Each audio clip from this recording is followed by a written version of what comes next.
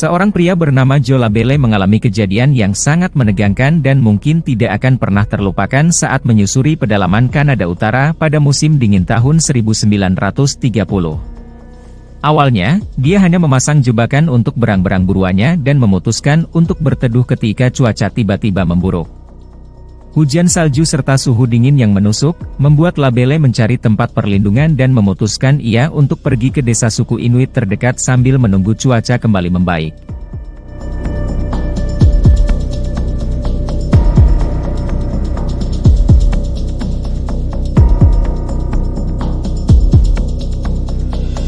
Namun, apa yang disaksikan Labelle sungguh sangatlah mengejutkan.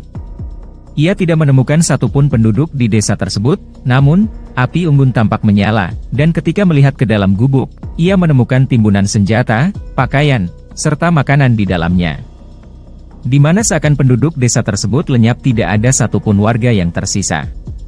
Ia pun menduga penduduk meninggalkan desa tersebut secara tergesa-gesa karena kegelisahan akan situasi cuaca yang buruk tersebut. Kemudian, Labelle membatalkan niatan untuk singgah di desa tersebut dan segera mungkin melaporkan kejadian yang ada kepada temannya melalui telegram yang ada di pos terdekat kota itu. Beberapa jam setelah mengirimkan kabar telegram, rekan sesama pemasang jebakan bernama Armand Laurent dan dua orang putranya beserta sejumlah anggota kepolisian Kanada tiba di lokasi.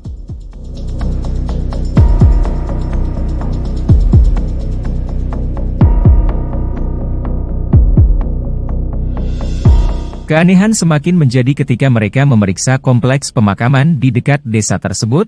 Terlihat tanah-tanah kuburan yang ada di sana sudah berada dalam kondisi terbuka dan mayat-mayatnya pun menghilang, dan polisi pun berupaya memutar otak mencari tahu siapa pelaku atas hilangnya mayat-mayat yang ada di pemakaman tersebut.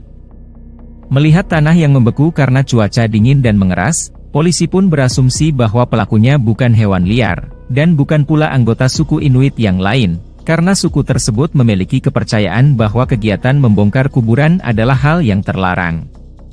Polisi juga menemukan adanya bebatuan tegak berdiri di samping masing-masing liang tersebut. Polisi lantas membentuk tim pencari fakta. Mereka gagal menemukan penduduk desa, namun berhasil menemukan beberapa anjing yang sudah mati karena kelaparan dan tertimbun salju.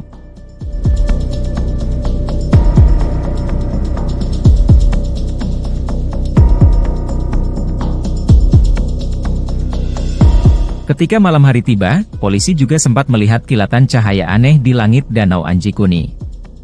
Memang pemandangan bercahaya bukanlah hal yang aneh di tempat tersebut karena aurora kerap muncul di tempat itu. Namun mereka yakin, cahaya aneh yang dilihat bukanlah aurora karena aurora seharusnya berbentuk menyerupai tirai bercahaya pucat. Cahaya yang mereka lihat kali ini berwarna kebiruan dan bergetar.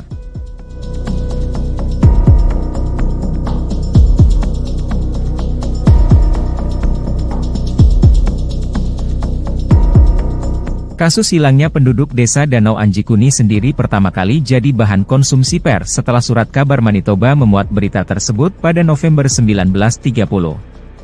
Kasus ini baru menyita perhatian publik dunia setelah Halifax Herald menyebut desa tersebut sebagai desa orang mati dalam headline surat kabar. Berbagai spekulasi lantas bermunculan.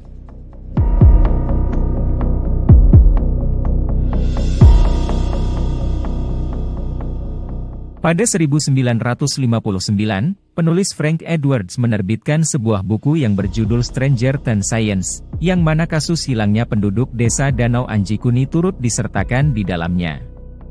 Kemudian, karena hilangnya masyarakat di sekitar Danau Anjikuni menjadi bahan pembicaraan publik dan heboh di mana-mana, maka pihak kepolisian setempat pun mengatakan hilangnya penduduk desa di Danau Anjikuni sebenarnya tidak pernah terjadi.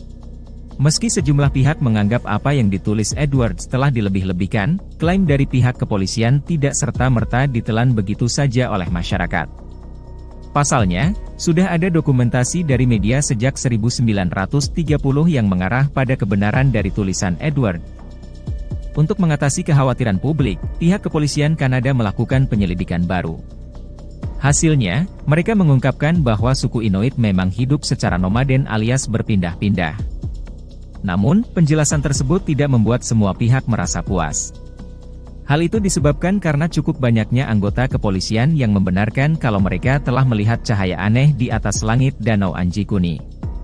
Para pegiat teori konspirasi pun berspekulasi kalau penduduk desa dan mayat yang ada di pemakaman telah diculik oleh alien sehingga menghilang tanpa jejak.